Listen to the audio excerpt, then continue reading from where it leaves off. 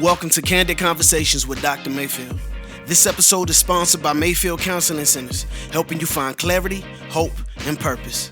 Call us at 719-452-4803. Here's your host, Trever Shirin. Over the past few podcasts, we've had a lot of conversations about growth and reflection, and there's been a lot to do, a lot of different ways that we can grow and develop ourselves. So we wanted to have a conversation today to encourage you to have patience. Growth takes time. No one's expecting you to grow overnight. No one's expecting you to take all of these changes and become a new person tomorrow. These changes, this growth, is going to take time. It's going to take little steps day by day. And we just want to make sure that you know that there's no expectation for you to change completely 180 overnight. It's going to take time. Dr. Mayfield, what encouragement do you have for our listeners who are maybe struggling with this desire to grow at a more rapid speed than they are able to handle? So is it bad that I've got that song that we all grew up with in the 1980s and 90s, Have Patience, stuck in my head? My wife specifically told me this morning not to sing that song on the podcast. Yeah, and I think my wife would probably turn off the podcast. But I love that song. If we sang it. Yeah, it's but that's the thing is in a, okay, think about this. I remember when Google came out. Mm-hmm. I remember when the iPhone came out. I remember, when we went from VHS to, it was the big old discs at first, and then it was the CDs, and the DVDs, and even remembering I think it was the first house we grew up in. We didn't have a microwave until I was, in the late 80s, but this generation is so. I mean, I shouldn't say this generation. I think just our culture has become accustomed to, if it takes 30 seconds or less, I'm going to get pissed. Right. Like I want it now. Yeah. And when we talk about growth and development and we talk about personal development, we talk about all these types of things, we don't want to wait. And the hard part about this is that growth takes time, period. Plain and simple. You don't lose weight overnight. Yeah. Although there's things on TV that tell you that you probably could, right? You don't get your doctorate in a week. Yeah. Or you don't take your yard and unclutter it with the weed. I mean, and you don't go from infancy to adulthood in anything less than 20 years or so, for your body to develop. Exactly. So I don't know where it happened or why it happened, but we have a difficult time with growth. Mm-hmm. And I don't know how many times I've heard this, and maybe you've heard this too, is that, I tried for a little while. Like, how long did you try? I went to the gym like twice, and I don't have a six-pack yet. I worked out the normal 6 weeks of a New Year's resolution. Right? And you were expecting something to change. Change and growth take time. They take work. Yeah. And I don't want to equate either to be good or bad. It's just what is. It's going to be hard. And hard is, I don't know why our society has equated hard with bad. Yeah. But we have. We're going to talk soon about how there are no bad emotions. There are a lot of hard ones. And we have become, in such a general sense, we've kind of lost our thick skin as far as patience and silence and boredom. Mm-hmm. I mean, I can remember the last time I was bored. And it was not only just because the internet was down and I had no Netflix and my phone was low on battery. Like, those are really the most frequent times that anybody experiences boredom or the slow passing of time at a regular rate. And there's something to be said, and we've talked about this briefly before. It's not about the destination as much as it is about the journey. The journey is what makes us who we are. We don't look at the Lord of the Rings and say, oh yeah, wasn't that a great story about how Frodo threw the ring into the fires of Mordor? It's about man, and when Aragorn and Legolas and Gimli chased after Pippin and Merry when they were taken by the orcs, and the journey that they had to take to get to that final point, we seem to recognize that in stories, but as soon as it becomes a part of our lives, it's really hard for us to see this moment in time as that moment in a book where I am growing and it's boring, and it maybe consist of one sentence in the book for this next year. Mm-hmm. But that sentence is vitally important to my development. Absolutely. And I think you didn't say it, but you alluded to, what is our view on growth? Like, what's our personal understanding of personal growth? I don't know if our listeners journal. If they were coming and seeing me as a counselor, or any of our counselors, we would probably suggest, hey, journal your progress. Why? Because you can go, here's where I started and here's where I'm at, and look where I've come from. So you're taking stock of the journey. Yeah. You think about it, for those of you that have nieces and nephews, or, if you're listening and you're a grandparent, and you don't see your grandkids or your niece or nephew or even a friend's kids for, let's say, a month. Right. You notice the change. Why? Right. Because they're always growing. They're always changing. It's funny because we have this thing in our house where we measure our kids, and my oldest has been complaining over the last couple of months of growing pains, and we're like, great, it's normal. Gotcha. Well, we put her up against the measuring stick, and so actually it looks like a measuring stick, and in the last 3 months she's grown 1.5 inches. Oh. Right? Ouch. Right? Ouch. But she's feeling it. Yeah. But we're not seeing it because we're with her. Yeah. All the time. But when we go see her grandparents in 2 weeks in Texas, they're going to be like, holy cow, kid, you're almost 5 feet tall. Right. And so I think for those of us that are in this process of going, yes, I want to have friends. Yes, I want my marriage to be better. Yes, I want to have conversations about things that matter. And I'm not seeing myself progress. Well, talk to somebody that knows you and go, have you noticed any change in me? Have you noticed anything that's been different? And get some of that feedback, or journal. Yeah. And I'm glad that you brought up growing pains, because I think that's a legitimate aspect of developing. Mm-hmm. We can't, growth not only takes patience, but it takes pain. When we work out, you don't work out until you're like, oh yeah, I'm sweating just a little bit. It's typically I can't even lift this bar again because it hurts so much. You're running until your gut hurts. Right. You're pushing your body to the point of uncomfortability, because anything within the realm of comfort is not actually going to grow you.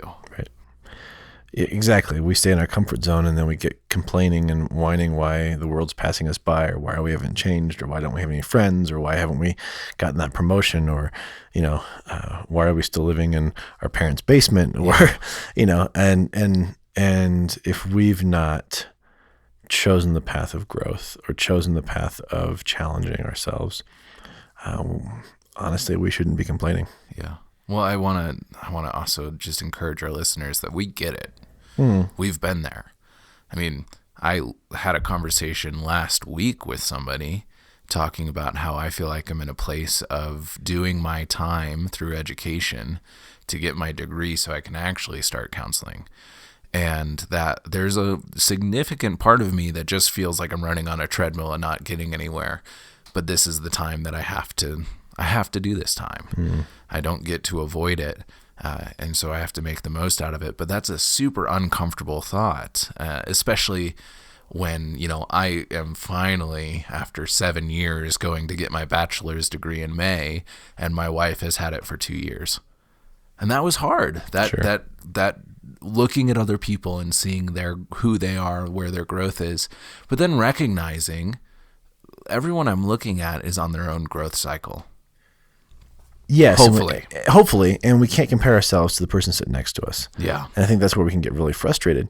I'm just reflecting. I'm working on a book proposal right now from some stuff that I've been doing, and I know you've been helping me with it, and we've been doing a lot of our talks around that. Yeah. But I remember like 9.5 years ago, I was sitting down with a friend of mine who was a small group leader for our church up in Denver, and he made this comment. He goes, because he's a book agent, and he goes, "You've got a lot of great ideas." He goes, "You got a lot of great ideas." He goes, "You have no experience." And he goes, "I could take these great ideas and you can write about these great ideas, but nobody's going to take you seriously because you have no experience." He goes, "Get experience and then come back and see me." Well, here we are 9.5 years later, and I just reached out to him going, I've got the experience, and my ideas are still, and I'm looking back on those 9.5 years going, oh my gosh. Yeah. I don't know if I want to repeat those again. And man, did I learn a lot. Man, did I grow. I'm not the same person I was when I started grad school, or I'm not the same person I was when I started my PhD. I mean, and thankful for the change, but the old adage, you couldn't pay me any kind of money to go back and do it over again. Yeah. I love doing this every once in a while with myself and some friends of, okay, let's look back on what 2008 looked like. Who were we? And pulling up pictures. You were 5, right? No, I was 10 years old. Okay, gotcha. And way to date me on Sorry, the podcast. Just gotta throw that one. Yeah. How old are you? Now you have to tit for tat. I'm almost in my late 30s. I'm just gonna go that. I'll just say that. All right. Well, we'll let you get away with that. But you go back and you say, okay, what did we look like in 2008? What did we look like in 1993? Who were we? What were the things we're interested in? And we laugh at each other because the hair is different, the clothes are different. Things have changed over time. But it's also really cool when we dig in a little bit deeper and say, like, man, I was really immature back then. And I really didn't get a few things that I feel like I get now.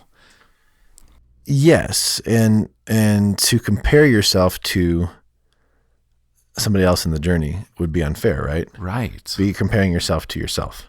Yeah. And I think that's where we get a lot of dissatisfaction as we're looking at going, well, I don't have that big house, or I'm not driving this car, or I'm not in the job that I want. And we're perpetuating this cycle of bitterness and frustration, and we're not looking at what we do have and where we are going. And I know I don't want to bore our listeners with quotes, but and I'll say this quote and then I'll explain it for a minute. But Viktor Frankl is an amazing existential therapist, and wrote a book called The Man's Search of Meaning, and just a really great philosopher. And he says this. He goes, between stimulus and response, there is space. So between stimulus and response, so between an event that happens and how we respond to it, there's space, right? And in that space, we have the power to choose our response. So when something happens to you, and you can either take that space or immediately respond. But there, in any case, there's that space in between. And in our response, he says, lies our growth and our freedom. And so if you're taking a look at, our listeners are taking a look at their life and going, these things have happened to me and I'm not satisfied. Realize that you've got space for growth and for choice in between that thing happening and what you choose to do. And we don't often realize that because we are such a fast-paced, something happens, the stimuli, and we react instead of respond. And so as our listeners are figuring these things out, and how do I grow? How do I mature? How do I make my life what I want it to be? Another quote that says is this idea that we are we shouldn't go find ourselves. We can create ourselves. And I think that I get so frustrated on that comment, go find yourself. Like, you're going to do a lot of just nothing in that moment. But if you're going to create what you want. I mean, think about your life and where you are right now. If you didn't make certain choices along the way, you wouldn't be where you're at. No. if I didn't make certain choices and sacrifices along the way, I wouldn't be sitting here behind a microphone or trying to wrap my hand around leading a company or, Right. those kinds of things, right? But there was certain choices and certain things that we created that got us to where we're at. And so if somebody is dissatisfied with their speed of growth, I think take a step back and go, what choices do I have? And to think about how growth is slow. It's kind of like the inescapable passing of time. You can do a few things that make it seem to go faster. You can do a few things that make it seem to go way slower. But at the end of the day, time goes at a normal speed. Your daughter did not grow 1.5 inches in one day over that span of 3 months. It was a gradual millimeter by millimeter growth. And we've had multiple conversations about the people that we enjoy being around, and the people who make it a joy to lead are the ones who show continuous growth. Or at least a desire. Yeah, especially that. Right? I remember, just think about the what has become our company, in the nonprofit. It's taken a long time to get where we're at. Yeah. And there's still a lot more to go. Oh, yeah. And I'm not just sitting here going, I'm satisfied with where we're at. We have dreams and we have goals and we have a vision for what the future looks like. And there's certain people that fit within that vision. Mm-hmm. But for our listeners going, if you're just satisfied with your growth, or if you're just going, I'm a little bit antsy, like how many people in this day and age actually write down goals? I don't know the statistic on it. I did at one point, but it wasn't very many. To actually write them down. What are my goals for the next year? What are my goals for where do I want to be in 3 years? Yeah. Where do I want to be in 5 years? Where do I want to be in 10 years? Okay. What do I need to do today to start that process? Yeah. And then tomorrow you wake up and going, what do I need to do today to continue that process? And so I'm trying to challenge our listeners to go write down some goals. Don't have to be extravagant. For some of you, it might be, I don't want to live in an apartment anymore and I want to own a house. Great. It takes time. So what do you need to do? If you're working at Walgreens, that's great, but maybe you need to become a manager. You need to make sure that you have, goals that are, I think, realistic, but also to stretch yourself too, and really develop who you want to be on paper, and be okay to adjust. Like, I can't tell you how many times I've put something on paper and it was a goal and I'm like, I'm competitive. I'm going to hit this goal. And then something in life happens and you have to adjust, and that's okay. One of the things, here's a quote, another quote for success that I really like. And it's funny because it's Bruce Lee, but I was thinking of Adam, who's one of our therapists who does Wing Chun Kung Fu, therapeutic group, and he'd like this. But there's some truth to this. He says, always be yourself. Express yourself, have faith in yourself. Do not go out and look for a successful person and duplicate it. Success is not holding yourself up next to somebody else and going, how do I compare? It's going, how am I doing and how I am gifted and how I am, you are your own comparison, not somebody else, because you're always going to be dissatisfied. That's wonderful. I hope that our listeners are encouraged by this. Have patience. Growth takes time. You'll get there soon, and it's about the journey before the destination. Be encouraged. Thank you for joining Candid Conversations. If you would like more information, go to mayfieldcounseling.com/candid conversations and check out our Facebook page, Candid Conversations with Dr. Mayfield.